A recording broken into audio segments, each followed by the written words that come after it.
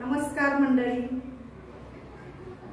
आज आपण इथे पांढरी शुभ्र आणि कढईवर फुलणारी, चवीला सुद्धा अप्रतिम असणारी, जिभेवर ठेवताच विरघळणारी अशी रेशनच्या तांदळाची कुरडई पाहणार आहोत। कुरडया बनवण्यासाठी इथे मी रेशनचे 2 किलो तांदूळ घेतलेले आहेत। ते स्वच्छ 2 ते 3 वेळा धुवून घ्यायचे आणि त्यामध्ये भरपूर पाणी घालायचं। त्याच्यावरती झाकण ठेवायचं आणि असंच पातेला पण ठेवून द्यायचं।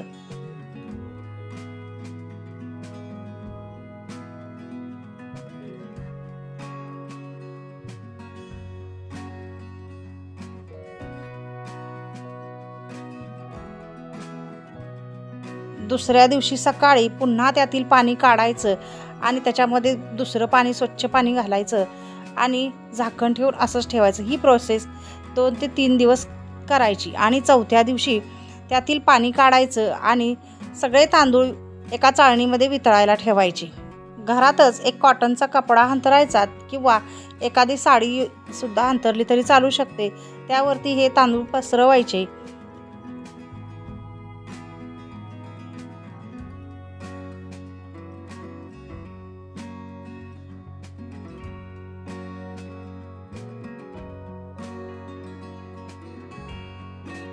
अर्ध्या तासानंतर थोडेसे ओलसर आहेत तोपर्यंतच मिक्सरला लावायला घ्यायचे। इथे मी छोट्या मिक्सरच्या भांड्यामध्ये तांदूळ घातलेला आहे। तुमच्याकडे जर मध्यम मिक्सरचं भांडं असेल मधलं तर त्यामध्ये हे तांदूळ घालायचे आणि मिक्सरमधून बारीक वाटून घ्यायचे।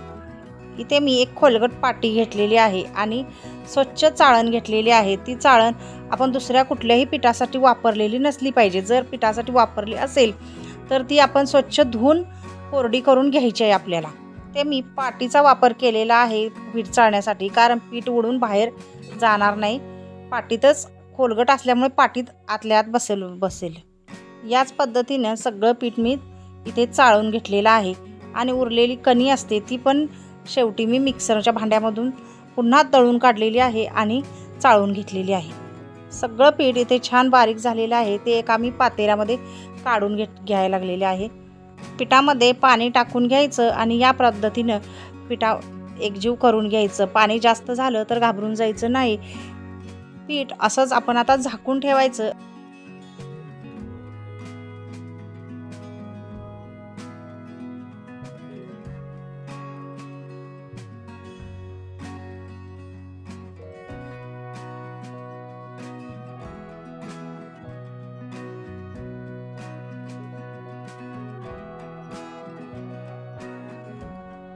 इथे बघा, दुसऱ्या दिवशी पीठ अगदी सगळं खाली तळाशी बसलेलं आहे आणि वरती पाणी उभारलेलं आहे।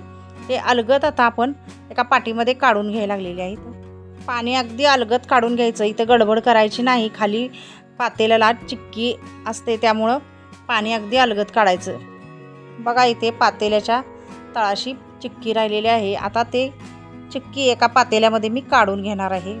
सगळी चिक्की मी एका बारक्या पातेल्यामध्ये काढून घेतलेली आहे आणि आता ती एक पातेलं चिक्की झाली ती तेवढंच पाणी आपण इथे गरम करायला ठेवायचं आहे।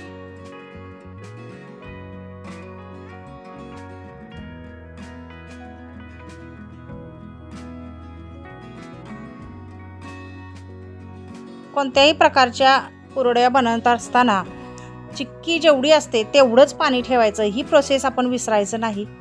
इथे बघा, पाण्याला उकळी आलेली आहे। यात चवीनुसार मीठ टाकायचं। उकळी आल्यानंतर त्यातील 1 ग्लासभर पाणी बाजूला काढून ठेवायचं।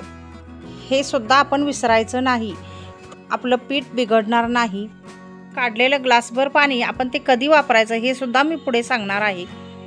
कुरडया बनवण्यासाठी 2 बायकांची गरज लागतेच, पीठ शिजवताना सुद्धा आणि कुरडया पाडताना सुद्धा। त्यामुळे इथे चिक्की अगदी हळूहळू पाण्यामध्ये ओतायची आहे आणि दुसरीने एकसारखी चमच्याने ढवळायची आहे। मोठा चमचा घ्यायचा आणि एकसारखी ढवळायची आहे, त्यामुळे गुठळ्या होणार नाहीत। इथे व्हिडिओ दाखवल्याप्रमाणे अगदी हळूहळू चिक्की ओतायची आहे आणि एकसारखं ढवळायचं आहे। एकदम जर आपण चिक्की त्यामध्ये टाकली आणि ढवळत राहिलं तर त्यामध्ये गाठी होतील आणि आपली चिक्की आहे किंवा पीठ आहे ते बिघडण्याची शक्यता आहे। त्यामुळे पीठ शिजवताना अगदी काळजीपूर्वक पीठ शिजवायचं आहे। पीठ ढवळत असताना जसं घट्ट होत जाईल तसं आपल्याला पाण्याची जर गरज वाटली तर आपण ते बाजूला ठेवलेलं गरम पाणी आहे त्यातलं थोडं थोडं घालायचं, एकदम ग्लासभर पण नाही घालायचं, अगदी गरजेनुसार थोडं थोडं घालत राहायचं. जर आपल्याला त्याची गरज नाही वाटली तर नाही घातलं तरी चालतं.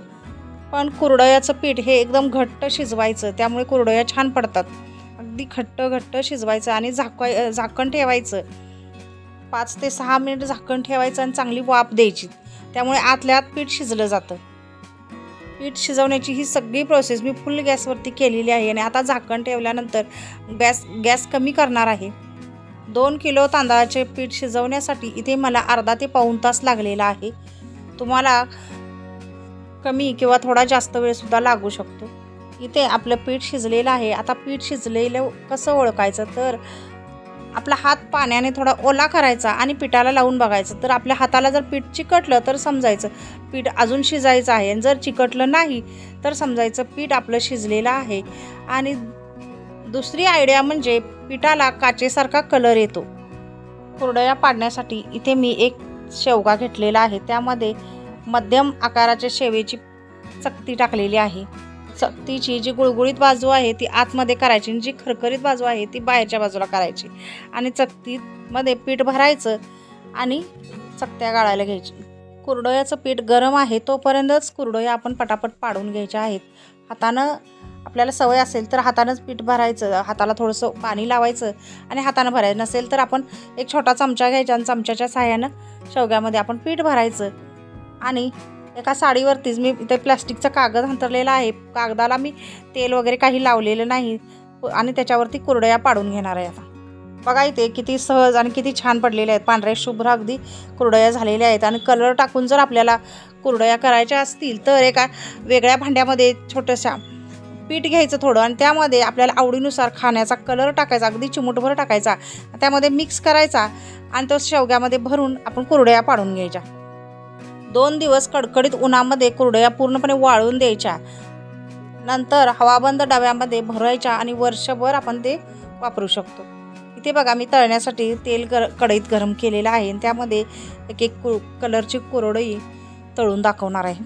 बघा अगदी इथे कढईभर फुलते कशी कुरडई आणि चवीलाही खूप छान अप्रतिम झालेली आहे. तर आजची ही रेसिपी कशी वाटली कमेंट करून नक्की सांगा. आणि चॅनलला जर अजून सबस्क्राईब केलं नसेल तर सबस्क्राईब करा, लाईक करा.